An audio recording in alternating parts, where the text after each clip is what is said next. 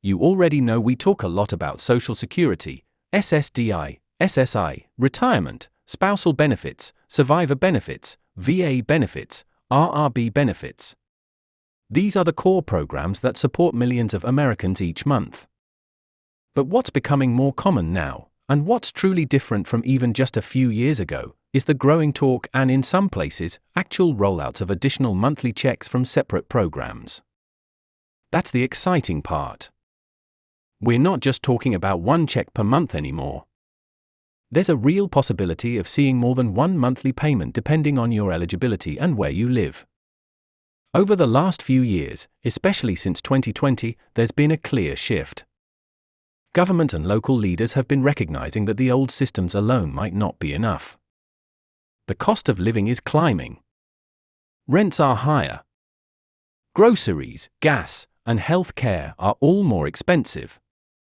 And let's be honest, those fixed incomes just don't stretch like they used to.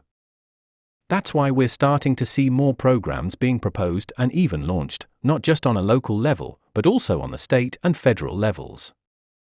And that's where these ideas of UBI, Universal Basic Income, GBI, Guaranteed Basic Income, and ongoing monthly stimulus payments come into play. Now, let's go back a few years. Before 2020, how often did we really hear about monthly payments outside of Social Security or SSI? Not often, right? Sure, you knew about your retirement benefits or disability payments, but you didn't hear people talking about UBI programs or local government sending monthly checks to residents just to help them get by. That all changed around 2019 and 2020. One of the very first UBI pilot programs started in Stockton, California. It was pretty small back then, a few hundred people getting a few $100s per month, but it was a big idea. Since then, things have exploded. There have now been over 150 different UBI or GBI programs launched across the country. Some are city-funded, some are supported by private grants, and some are getting serious backing from state governments. That leads us to a really important question. If these new monthly check programs become permanent or nationwide, does that mean your Social Security or SSI or SSDI would be at risk? The short answer is no. These new programs are entirely separate from traditional federal benefits. They're designed to supplement, not replace, the support you already receive. So if you're on SSDI and a GBI program rolls out in your city or state, you wouldn't lose your SSDI check. You'd keep receiving your regular Social Security or SSI or VA benefits, and you could also receive the new monthly payment from the separate program. Think about the stimulus checks we received in 2020 and 2021. There were 3 of them in total. If you were getting Social Security at the time, did your monthly benefit ever get reduced because of the stimulus? No, not at all. The stimulus checks were entirely separate. They were not counted as income, they were not taxed, and they didn't count against income thresholds for SSI or other income-based programs.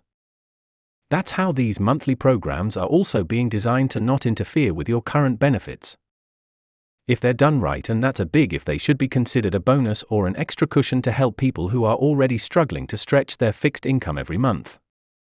That's what makes this topic so exciting and important.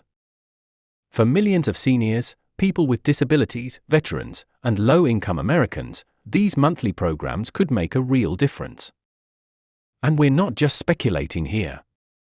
Lawmakers and policy experts are openly talking about building the infrastructure now, meaning the systems and platforms to send out these checks so they can roll them out quickly when the time comes. Now, let's address something else that causes confusion: the idea that these payments might be considered advances on tax credits. That's true for stimulus checks, yes.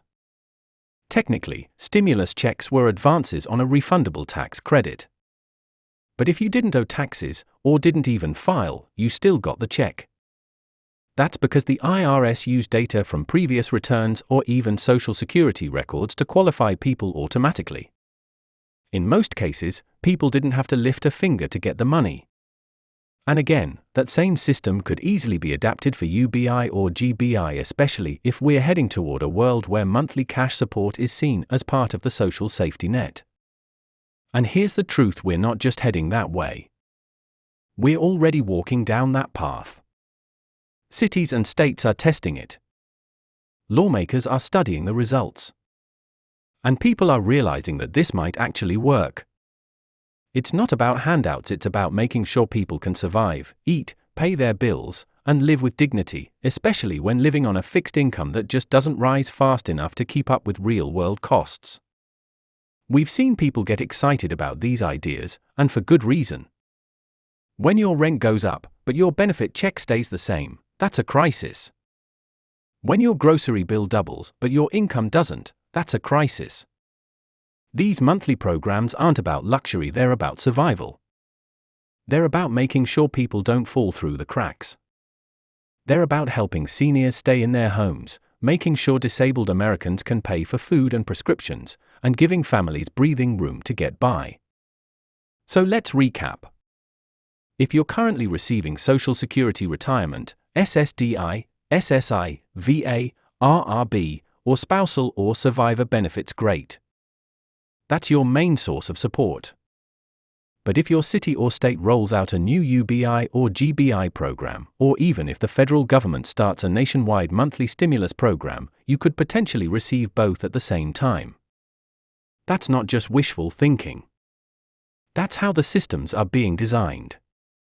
Like this video and don't forget to subscribe for more updates. Thanks for watching.